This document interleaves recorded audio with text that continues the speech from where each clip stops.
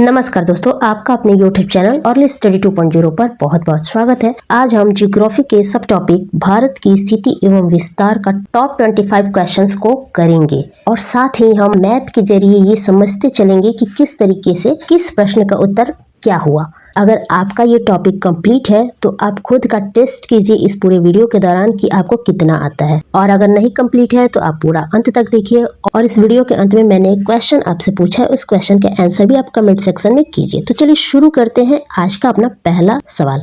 तो सबसे पहला जो सवाल है वो ये है कि भारत का कुल क्षेत्रफल कितना है। भारत का जो कुल क्षेत्रफल है दोस्तों वो है 32,87,263 वर्ग किलोमीटर या फिर किलोमीटर स्क्वायर। वहीं हम चीन के क्षेत्रफल की बात करें तो 95,97,000 वर्ग किलोमीटर है। आगे बढ़ते हैं। क्षेत्रफल की दृष्टि से भारत का विश्व में कौन सा स्थान है। क्षेत्रफल की दृष्टि से भारत का विश्व में 7वां स्थान है। वहीं हम जनसंख्या की दृष्टि से करें तो पहला स्थान हो गया, पहले दूसरा स्थान था अब पहला स्थान हो गया। तो ये क्रम अनुसार आपके 8 बड़े देश है जो क्षेत्रफल के दृष्टिकोण से सबसे शीर्षक पे है रूस, दूसरे नंबर पर कनाडा आता है, तीसरे नंबर पर चाइना आता है, चौथे पे अमेरिका, 5वें नंबर पे ब्राजील आता है।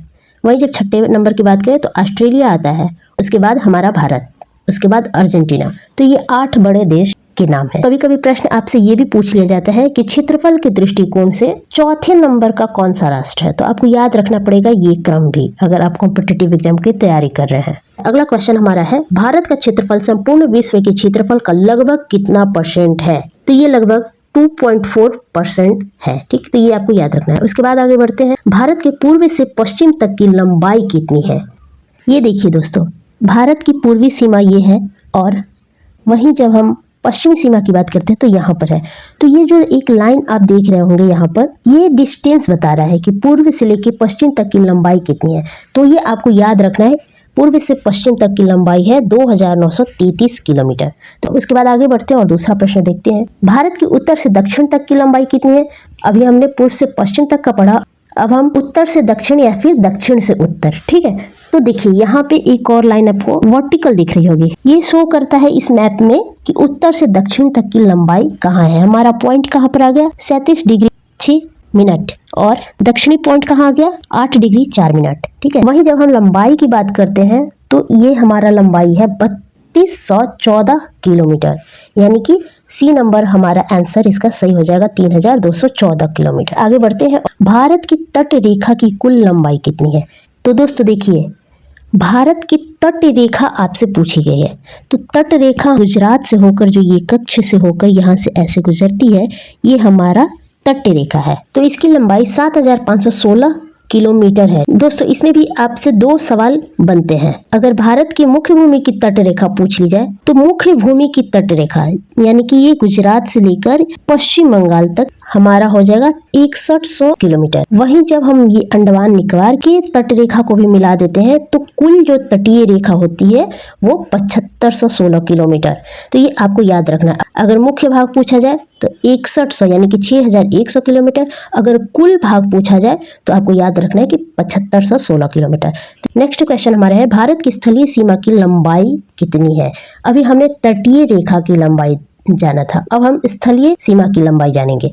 तो देखिए, तटीय रेखा हमने कहाँ जाना, जो जलीय भाग है उसकी रेखा हमने अभी तक जाना था। अब हम स्थलीय भाग, जो भाग अलग अलग देशों अलग अलग राष्ट्रों से मैच करती है, तो उस भाग की जो लंबाई है वो है 15,200 किलोमीटर। भारत के कितने राज्य समुद्र तट रेखा में आते हैं। अभी हमने समुद्री तटों की लंबाई पढ़ी तो वो किन किन राज्यों को छूती है। ये टोटल 9 राज्यों को छूती है। अब ये 9 राज्य कौन कौन से हैं हम देख लेते हैं। ये दोस्तों देखिए, आपके 9 राज्य हो गए। तो ये राज्यों के अभी नाम आपको याद रखना, सिर्फ 9 राज्य याद कर लेने से काम नहीं चलेगा। भारत में निम्नलिखित में किस राज्य की तट रेखा सबसे लंबी है।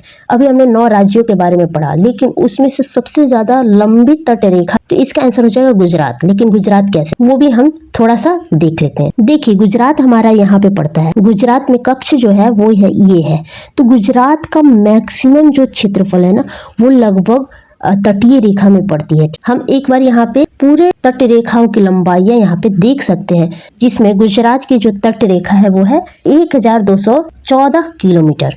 तो इस तरीके से हमारा राइट आंसर हो जाएगा सी। भारत के मुख्य भूमि का विस्तार किस गोलार्ध में है? तो इसको समझने के लिए हम थोड़ा सा यहाँ पे चलते हैं एक फिगर की तरफ। तो दोस्तों देखिए, ये है ग्लोब। ग्लोब में ये क्या है? नॉर्थ पोल है हमारा और ये है साउथ पोल। ठीक है, नॉर्थ पोल और साउथ पोल को मिलाने वाली जितनी भी रेखाएं हैं जो कि वर्टिकल होती हैं, ये सारे हमारे देशांतर रेखाएं हैं। और इसी ग्लोब को बीचों बीच जो ये रेखा काटती है, इसे हम कहते हैं भूमध्य रेखा। और इसी भूमध्य रेखा के जो समानांतर जो लाइन है, उन्हें हम कहते हैं अक्षांश रेखाएं। ठीक है, ये हमारा अक्षांश और देशांतर हो गया। लेकिन हमारा प्रश्न है कि मुख्य भूमि का विस्तार किस गोलार्ध में है? ये इक्वेटर लाइन हो गई और ये हो गई 0 डिग्री देशांतर। जब हम इस तरीके से अक्षांश और देशांतर रेखा मध्य काटते हैं तो हमारा जो ग्लोब है वो पूरे 4 खंडों में विभाजित हो जाता है।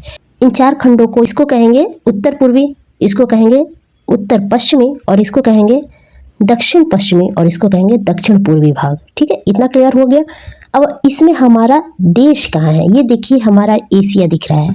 अब इसमें हमारा जो देश है ना, वो ये है। तो अब बताइए दोस्तों, हमारे देश की स्थिति किस गोलार्ध में हुई? हमारे देश की स्थिति हो गई उत्तर पूर्वी गोलार्ध में। उम्मीद है कि आपको समझ में आया होगा। चलिए हम आगे बढ़ते हैं। भारत की मुख्य भूमि की दक्षिणी सीमा कितनी है?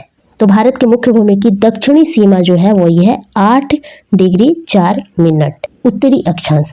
अगला प्रश्न है, भारतीय मानक समय आधारित है। तो भारतीय मानक समय जो आधारित है वो है 32 डिग्री 30 मिनट पूर्वी देशांतर। 1 डिग्री देशांतर में कितने मिनट होते हैं? तो दोस्तों 1 डिग्री देशांतर में 4 मिनट होते हैं। कौन सी अक्षांश रेखा भारत के मध्य से होकर गुजरती है? अभी हमने बताया कि अक्षांश रेखा जो इक्वेटर के पैरेलल होती है, हमने बताया इक्वेटर लाइन थी, उसके ऊपर कर्क रेखा थी, उसके नीचे मकर रेखा थी।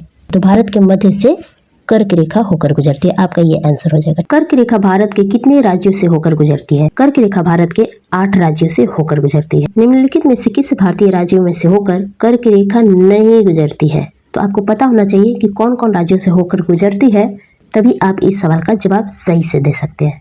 तो चलिए देखते हैं कि कौन कौन राज्यों से होकर कर्क रेखा गुजरती है। ये 8 स्टेट्स हैं जिसे कर्क रेखा होकर गुजरती है। तो अब इसमें से एकमात्र उत्तर प्रदेश है जहां से कर्क रेखा होकर नहीं गुजरती है। तो आपका आंसर हो जाएगा ए।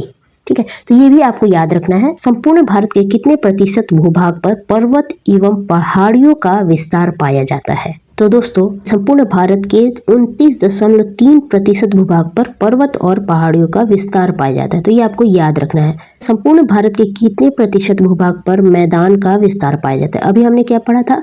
पहाड़ियों, पर्वत एवं पहाड़ियों का विस्तार। अब हम पढ़ रहे हैं मैदानी भाग का विस्तार। तो मैदानी भागों का विस्तार 43% है। तो ये भी आपको याद रखना है। अब हम थोड़ा सा यहाँ पे डाटा देख लेते हैं, इससे आपको याद करने में सहूलियत होगी। 10.7% उच्च पर्वत श्रेणियों का विस्तार है। उच्च पर्वत श्रेणियां वो हैं जो कि समुद्र तल से 9135 मीटर ऊपर है। वहीं 18.6% है निम्न पर्वत श्रेणियां, जिनकी ऊंचाई समुद्र तल से लगभग 305 मीटर से लेके 2135 मीटर ऊंचाई है। वहीं 27.7% है पठारी भाग का विस्तार। और मैदानी भाग के विस्तार की बात करें तो ये 43% है। तो ये आपको डाटा याद रखना है। आगे बढ़ते हैं। भारत का दक्षिणतम बिंदु है, कौन सा है? भारत के दक्षिणतम बिंदु को कहते हैं इंदिरा पॉइंट। ये आपको याद रखना है। इंदिरा पॉइंट को निम्न में से किस नाम से जाना जाता है? ये प्रश्न काफी बार पूछे गए हैं, तो ये भी आपको याद रखना है। इंदिरा पॉइंट को ला ही चिंग, पार्सन पॉइंट और पिलमेलियन पॉइंट के नाम से भी जाना जाता है। यानी कि इसका जो सही उत्तर होगा उपरोक्त सभी। आगे बढ़ते हैं और देखते हैं अगला प्रश्न। भारत के पश्चिमी बिंदु को, दक्षिण बिंदु बहुत ही ज्यादा इंपॉर्टेंट है, लेकिन आपको जानना चाहिए कि पूर्वी बिंदु क्या है, पश्चिमी बिंदु क्या है और उत्तरी बिंदु क्या है। भारत का जो पश्चिमी बिंदु जो होता है वो होता है गुहार मोती। गुहार मोती कच्छ गुजरात का एक छोटा सा गांव है, जो कि मैप पर देखिए तो 68 डिग्री 7 मिनट देशांतर पर पाया जाता है। इंदिरा पॉइंट दक्षिणतम बिंदु और किविथु जो है वो है हमारा पूर्वी बिंदु। भारत का पूर्वी बिंदु किविथु है। ये अरुणाचल प्रदेश में 97 डिग्री 25 मिनट देशांतर पर स्थित है। वहीं इंदिरा कॉल हमारा उत्तरी बिंदु है। भारत का उत्तरी बिंदु इंदिरा कॉल है, जो कि जम्मू कश्मीर 36 डिग्री 6 मिनट उत्तरी अक्षांश में स्थित है। अगला प्रश्न। भारत से कितने देशों की सीमाएं मिलती है? तो भारत से 7 देशों की सीमाएं मिलती है।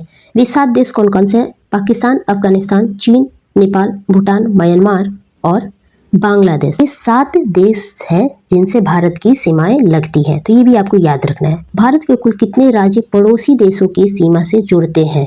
अभी हमने जिक्र किया था कितने देश भारत से लगते हैं, अभी भारत के कितने राज्य पड़ोसी देश की सीमा से लगते हैं, तो इनकी संख्या कुल मिलाकर 17 है, ये आपको याद रखना है। आगे बढ़ते हैं, किस देश की भारत के साथ सबसे लंबी सीमा है? या तो इसका आंसर जो है वो बांग्लादेश। बांग्लादेश की सीमा भारत में सबसे ज्यादा लंबी सीमा है। आगे बढ़ते हैं, और भारत की जल एवं स्थल सीमा से लगने वाले कितने देश हैं?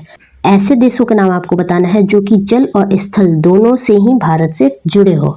तो ऐसे 3 देश हैं, कौन कौन से हैं वो भी हम लोग देख लेते हैं। बांग्लादेश, म्यांमार और पाकिस्तान, ये 3 ऐसे देश हैं जिनका स्थल और जल दोनों ही सीमा भारत से आकर लगता है। तो ये टोटल आपके 25 मुख्य प्रश्नों के संग्रह थे जिन्हें आपने पढ़ा, जाना और बहुत कुछ समझा भी होगा। उम्मीद है कि आपने अच्छे तरीके से सारी चीजें समझी होंगी। तो आज का हमारा एक सवाल है जिसका उत्तर आप कमेंट सेक्शन में देंगे। निम्नलिखित भारतीय राज्यों में से किस राज्य से होकर कर्क रेखा गुजरती है? उत्तराखंड, बिहार, राजस्थान, उत्तर प्रदेश, ये 4 आपके ऑप्शन है। इनमें से सही उत्तर आप कमेंट बॉक्स में लिखेंगे। चलिए मिलते हैं अगले वीडियो सेशन में अगले टॉपिक के साथ और महत्वपूर्ण प्रश्नों के साथ।